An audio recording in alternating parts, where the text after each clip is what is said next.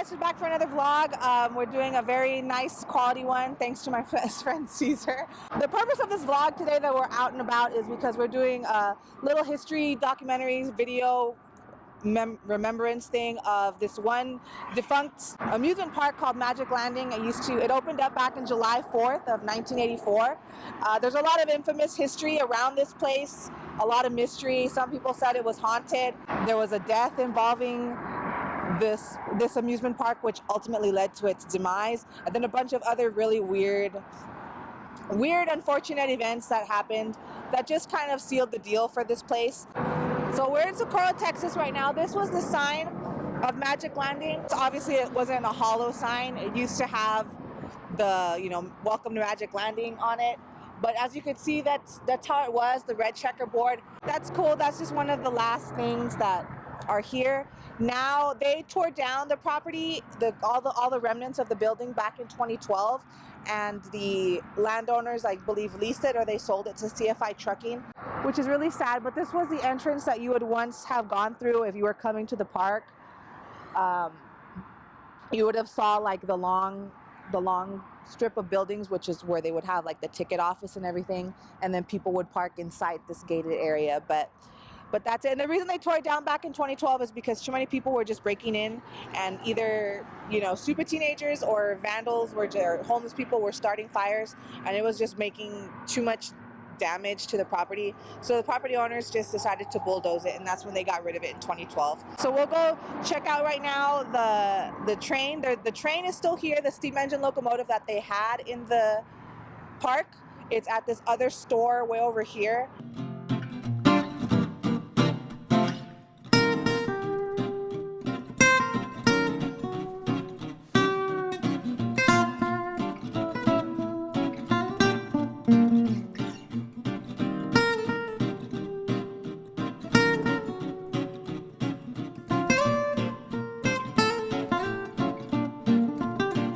So let me give you some history on why I'm kind of like obsessed with this place. So Magic Landing opened back on July the 4th in 1984. Summer, El Paso, Socorro, Texas. So we had another amusement park at the time. I believe it was called Western Playland. But something about Magic Landing was going to be a little more special as far as the way it was built and constructed. All the buildings had like a theme. They had their own, I believe they had 3 to 4 of their own Magic Landing characters that were in costume that roamed the property when the park was in operation. The floor, it wasn't like concrete or dirt, like there was actual cobblestone walkways. Like, there was a lot of money and just fine detail went into this park. They wanted to open on July the 4th, which they did, but they weren't completely 100% in operation. At the time when they opened, a lot of the rides were not able to run because of insurance issues that were not dealt with or approved. So a lot of the rides were not working, but the snack shops and gift shops and all that was working. They had a magic shop, and there was a magician there by the name of Ray Ray. So fast forward a little bit to about why are we so obsessed with this place? Why, I barely remember it myself. I'm 31. I went when I was about 2 years old. I have a very faint memory of the log ride, the Buck Sawyer sawmill, when I was 2, and my mom said she took me there.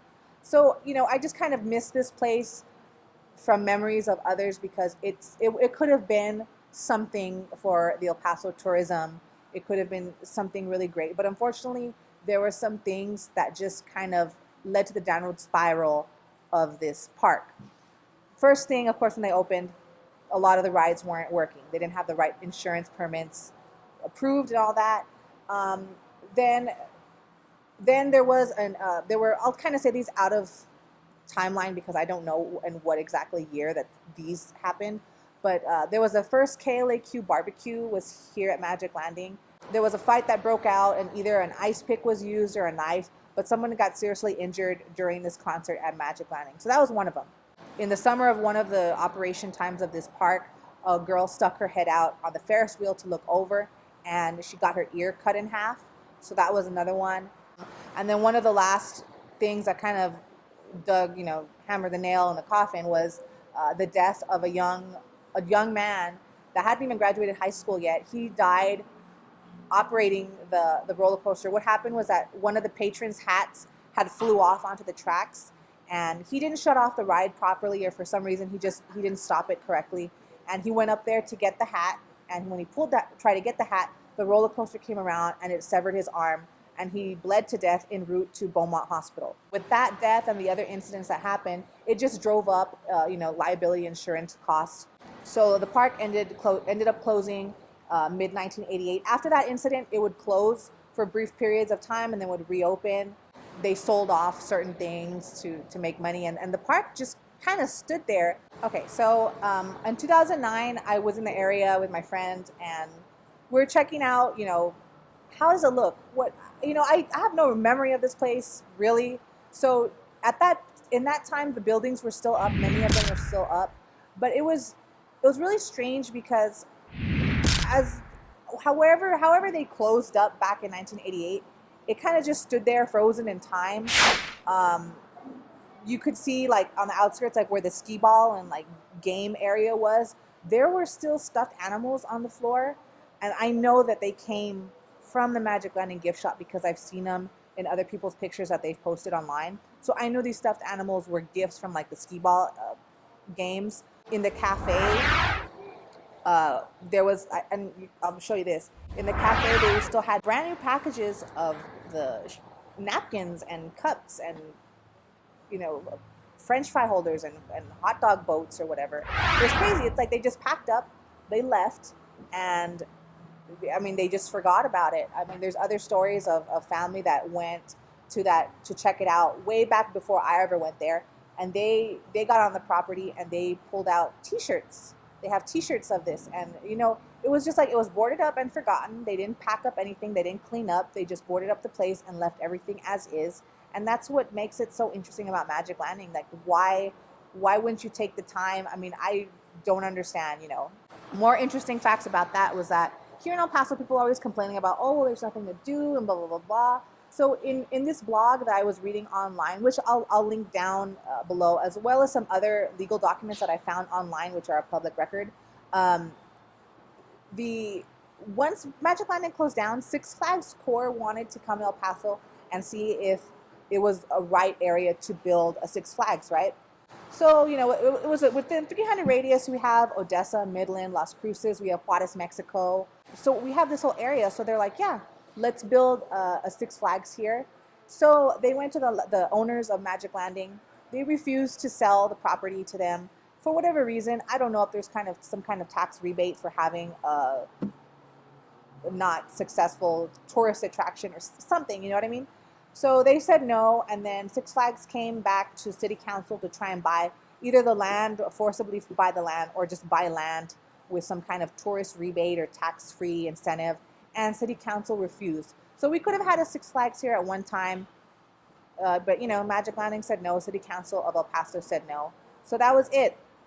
I have these cups here from that area, and I was showing my friend Caesar, and he was saying, wow, it's some good quality. It's good quality. They barely have any yellowing on them. They're for 20-something years old. These cups were in pretty good shape. Like I said, they just packed up one day and they left. I also have a napkin that I had in a frame from Magic Landing. If you want to check that out. It's in pristine condition. It's like I just pulled it out of the tray to wipe my mouth after a frickin' hot dog. So, there's just a lot of mystery about it. And of course, there's rumors that Magic Landing is haunted and all that stuff. But I don't buy into it. I don't really see a reason why it would be haunted. But people like to make up stuff because it sounds interesting, right? So it came and went, like a lot of other really cool things that happened to El Paso. They came and went, and a lot of people missed out on it. So that's all I wanted to talk about. Thanks. Thank you so much for watching. Thank you, El Paso Connection, and have a good one.